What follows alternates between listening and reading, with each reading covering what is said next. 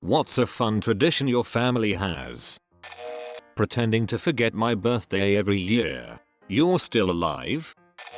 When I was a teenager, my family would stay up until 1 AM eating oranges on Christmas Eve. Come to mind, I have absolutely no idea why we did this every year. Cheesecake on Martin Luther King Jr. Day. Let me explain. So basically, when my sister was really little, she thought our dad was black. He's not, so when she was learning about Martin Luther King Jr. Day in school, she thought we had to do something special for our dad. She asked him what his favorite cake was. It was cheesecake, and asked my mum to make some that night for dinner. She, of course, had no idea why she wanted her to make it, so she forgot, and inevitably, my sister had a big meltdown. When she stopped crying, my mum asked her why she was so upset, and she said because it's Martin Luther King Jr. Day, and dad is black. His favorite cake is cheesecake. So now we have cheesecake every year on Martin Luther King Jr. Day, and we still laugh about that story to this day.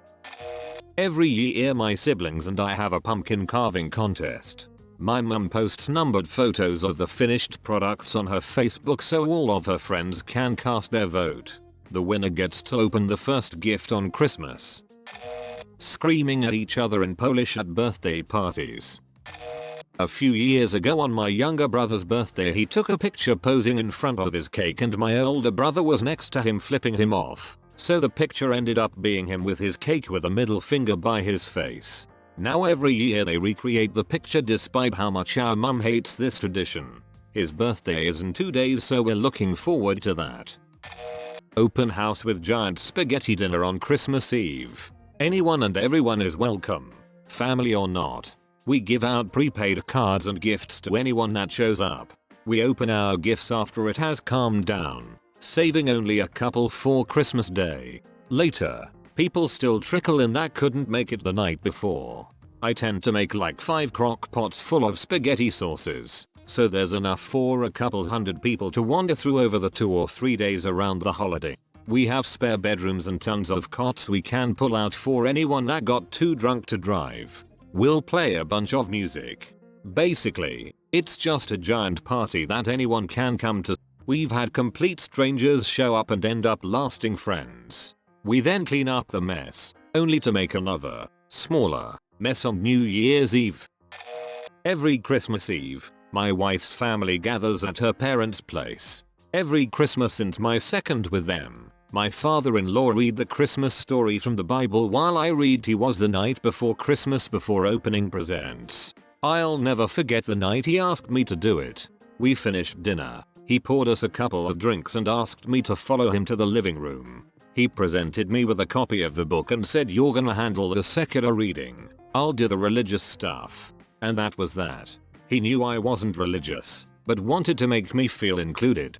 We sat silently for a bit. I drank and I read the book. It had been years since I read it. He topped off my glass, called the family in, and we read. I look forward to it every year. Every year for 20 years we have done a family secret Santa, where we go to a place with a bunch of shops, pick each other's names out of a hat, and then go shopping for that person for 30 minutes and find a gift for $40 or less. We reconvene at a pub and swap gifts, and have the joy of seeing what random, but special or thoughtful gift they came up with. Best day of the year for me. Every year for Christmas we pick a different country or culture to make food from and learn about. My younger cousin started also drawing a flag if we did a country. We started this all the way back in the early 90s, and had the intention of just doing countries, cultures in our heritage. Eventually we ran out of those choices so we just started picking others that sounded interesting to us. One year Hanukkah fell on Christmas so we did that. In 2001 we did American after the terrorist attacks. We had hamburgers, hot dogs, and root beer floats. We also did a general Native American one, but tried to emulate the foods eaten in the Midwest, where we're from. I know we had venison and bison. So far my least favorite has been Algeria. The way the meat cooked smelled so bad to me. Not sure why. My favorite was probably Spain, paella. but I also really loved Greece. It's been a great way to try a wide variety of foods and also how to cook things I never would have tried otherwise. Unfortunately, I live far from my family now and don't always make it back. Hopefully I will this year, though.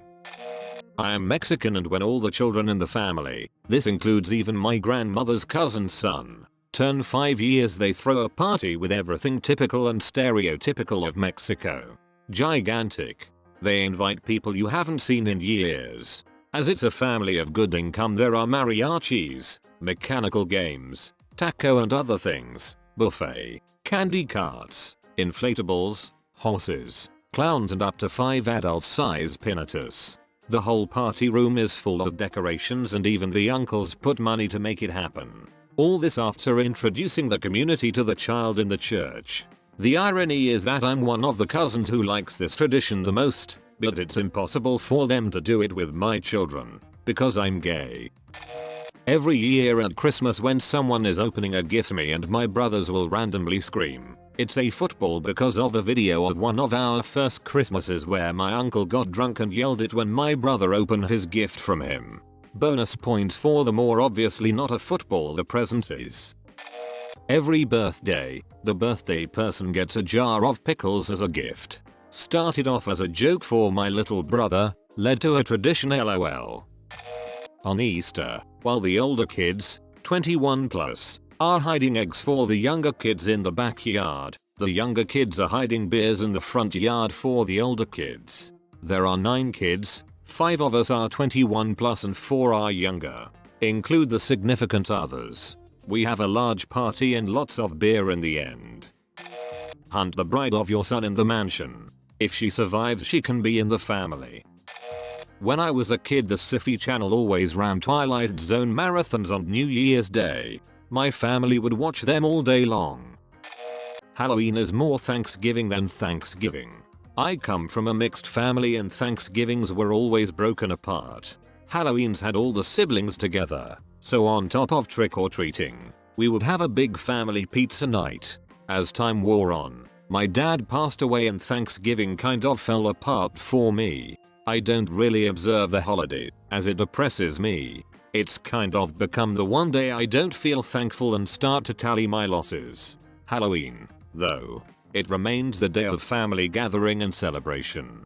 I love it. I love just thinking about it. They like to pretend I don't exist until they want to come through my town and stay in my spare room uninvited for a week at a time. On Christmas Eve, we always open one present, and it just so happens to be pajamas every time. Eat Kentucky Fried Chicken on Christmas Eve. The night before every wedding, the best man has to kidnap the bride. Then the groom has to go to every bar around town and try to find the bestest mensch. Once he buys the whole bar around, he can then retrieve his bride. So about 12 years ago, our mum bought everyone this raspberry chipotle sauce from Costco for Christmas cause it was being discontinued. She really liked it, lol. A jar of that sauce got regifted every single year.